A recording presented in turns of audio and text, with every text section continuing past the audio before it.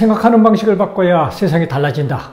오늘은 엉뚱한 얘기를 하겠습니다. 일단 제목을 좀 맛을 드리면은 유튜브 알고리즘이 지배하는 한국과 미국의 시스템이 더 좋을까요? 아니면 일당 독재, 공산당 일당 독재를 하는 중국의 시스템이 더 좋을까요? 말도 안 되는 질문이죠. 산업화 시대에 논리를 들어가면 말도 안 되는 질문입니다. 하지만 세상이 너무 많이 변했습니다. 그래서 오늘은 이 질문이 왜 타당한지 한번 살펴보도록 하겠습니다. 유튜브가 온 세상을 점령하고 있습니다.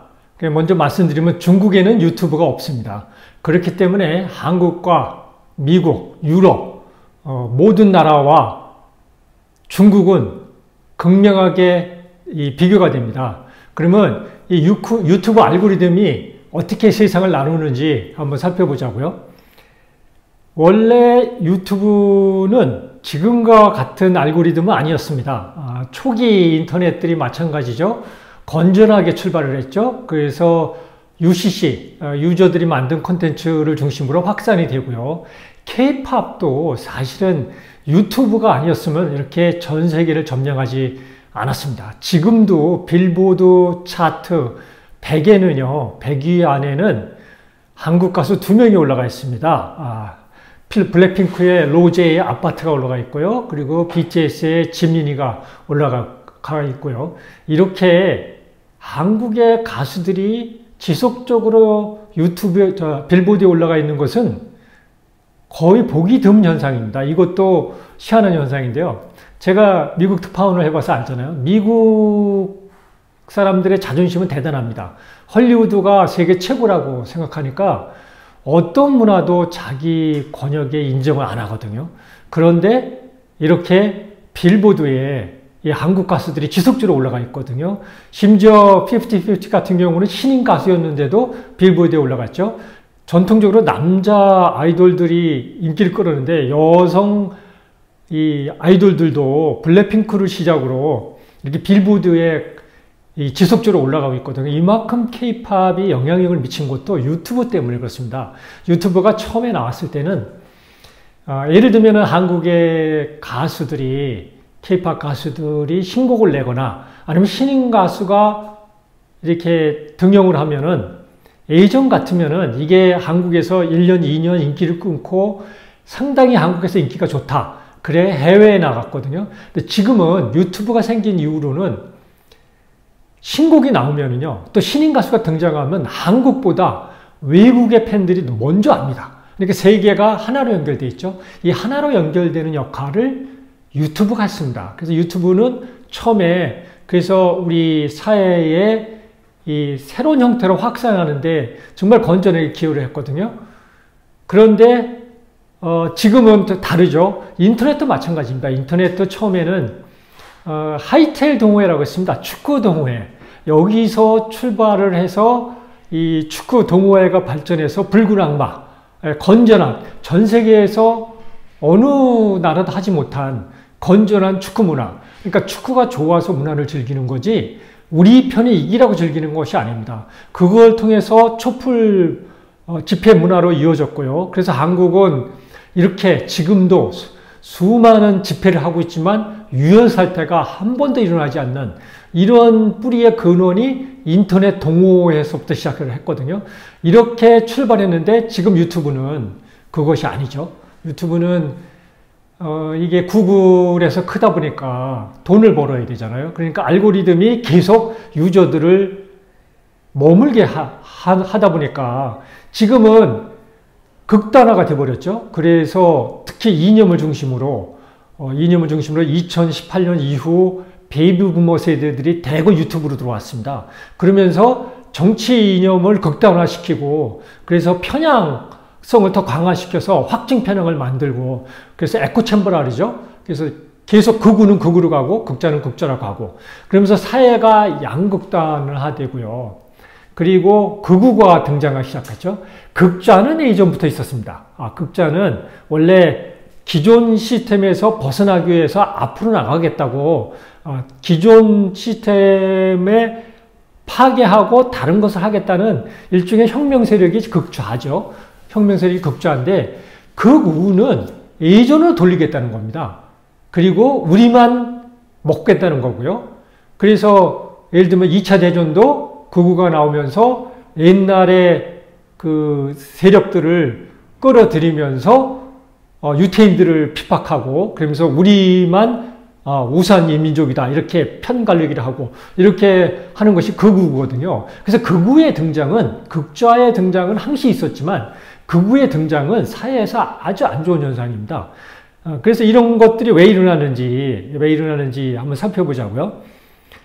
이 산업혁명은 생산성의 증가입니다. 여러 번 살펴봤지만 그래서 지난 2000년 동안 인류는 생산성이 조금씩 증가하긴 했지만 거의 미미했습니다. 그래서 부모 때나 아버지 때나 자식 때나 생산성의 차이가 그렇게 크지 않습니다.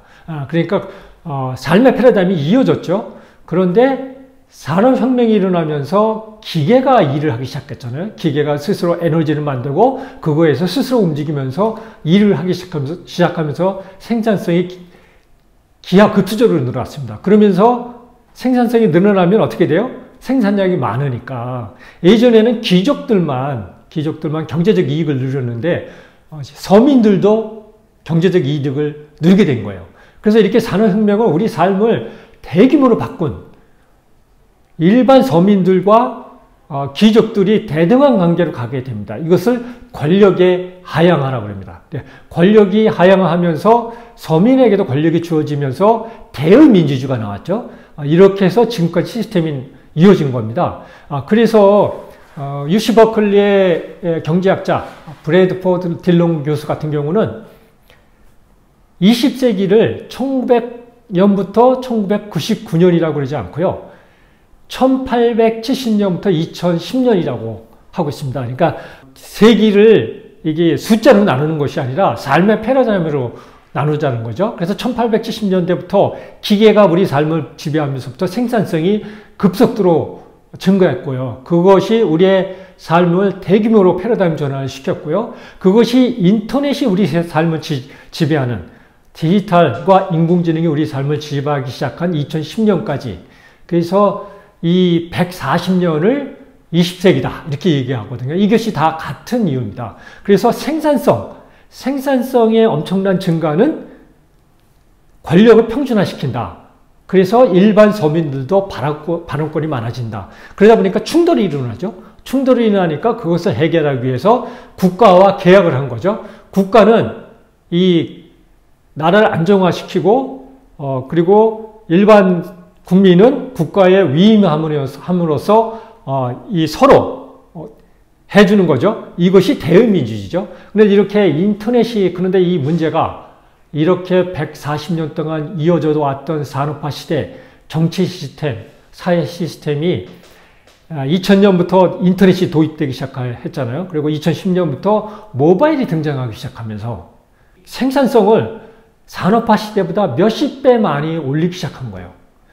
그러면서 권력이 더 세분하게 하향화됐죠. 그리고 특히 매스 커뮤니케이션, 이 커뮤니케이션 기술이 발달하면서 누구나 발언권이 생긴 거예요. 특히 SNS가 생기면서 발언권이 생기다 보니까 권력이 훨씬 밑으로 많이 내려가 있죠. 그러니까 제가 여러 번 말씀드리지만 대통령실에 있는 대통령보다 일반인들이 오히려 정보 습득이 더 훨씬 빠를 겁니다. 이렇게 되다 보니까 권력이 계속 충돌하게 되는 거예요. 일반인들이 권력을 훨씬 많이 갖게 되기 때문에 이 권력끼리 만인에 대한 만인의 투쟁이 되죠. 그런데 이 시스템이 아직 정착이 안 된 거예요. 그래서 산업화 시대에도 이렇게 기계로 넘어가면서 밀려난 예전 전통 세력들 있잖아요. 예전의 중산층들이 기계가 생기면서 밀려나면서 불만이 생기고 그러면서 양극단에 되면서 1차 대전, 2차 대전을 겪게 됐죠. 이것을 겪으면서 산업화 시대 그 제도가 정착이 된 겁니다. 근데 이렇게 인터넷, 데이터 시대에는 아직 제도가 정착되지 않았습니다. 사회는 아직도 산업화 시대 기반이에요. 정부, 사회, 그리고 학교, 이 모든 사회의 기관들이 다 산업화 시대 기반이거든요. 그런데 경제는 이미 디지털 시대로 넘어갔어요. 그러면서 거의 70%의 국민들이 디지털 경제에서 탈락을 했죠. 그러니까 30% 이상은 점점 더 잘 나가고 70%는 점점 더 못 나가게 되는 거예요. 이게 이제 못 나가게 되면은 이 왜 못 나가게 되냐? 그러면 이 사람들은 산업화 시대 경제에 의존하고 있잖아요. 산업화 시대 경제는 성장을 안 합니다. 대한민국이 지금 한계에 부딪힌 거와 똑같아요. 삼성, LG, SK, 현대 다 성장이 정체됐습니다. 성장이 정체되면 어떻게 돼요? 제로섬 사회가 되죠. 그러니까 성장이 안 되니까 나눠 가질 게 없는 거예요. 그래서 저 사람이 더 가지면은 내게 부족해지는 거예요. 그래서 이렇게 제로섬 사회가 되면은 갈등이 높아질 수밖에 없습니다. 근데 지금은 전체 사회가 제로섬 사회가 되는 게 아니고요. 전체 사회는 성장하고 있거든요. 한국도 계속 성장하고 있고요. 성장이 저하되긴 했지만 미국 같은 경우는 제가 15년 전 특파원을 할 때 4만 달러 조금 넘었습니다. 1인당 국민소득이. 지금 8만 달러를 육박하고 있거든요. 이렇게 2배 성장했는데 문제는 전통 산업화 시대에 종사하는 70%는 점점 더 수익이 줄고요. 나머지 디지털 경제에 종사하는 70%는 이 사람들보다 수십 배 더 많은 수익, 점점 더 많은 수익을 올리게 되는 거예요. 이러면서 이쪽에 70%가 갈등이 생기기 시작한 거예요. 근데 이 갈등이 예전에는 정부가 그 역할을 조종했는데 지금은 알고리즘이 조종하는 거예요. SNS야. 특히 유튜브. 2018년부터 베이비 부모 세대들이 유튜브에 들어오면서 유튜브에서 이 편향적인 알고리즘을 계속 강화시켜 주는 거예요. 그러면서 한국과 미국, 심지어 독일까지도 극우 세력이 등장하고요. 이렇게 되거든요. 근데 반면 중국 같은 경우는요, 다 막아놨습니다. 오래전부터, 2010년부터 유튜브, 페이스북, 인스타, 이런 것들 다 막아버렸습니다. 그래서 자체 서비스를 하죠. 유튜브는 이제 빌리빌리라는 서비스 있고, 샤오홍수, 카톡에 해당하는 위챗, 그리고 페이스북에 해당하는 웨이버 이런 자체 서비스로 하고 있거든요. 그러니까 중국은 공산당이 SNS를 어느 정도 통제합니다. 그러니까 SNS의 특히 유튜브의 알고리즘에 의해서 국민들을 이렇게 양쪽으로 나눠서 갈등을 극대화시키는 게 없어요. 중국은.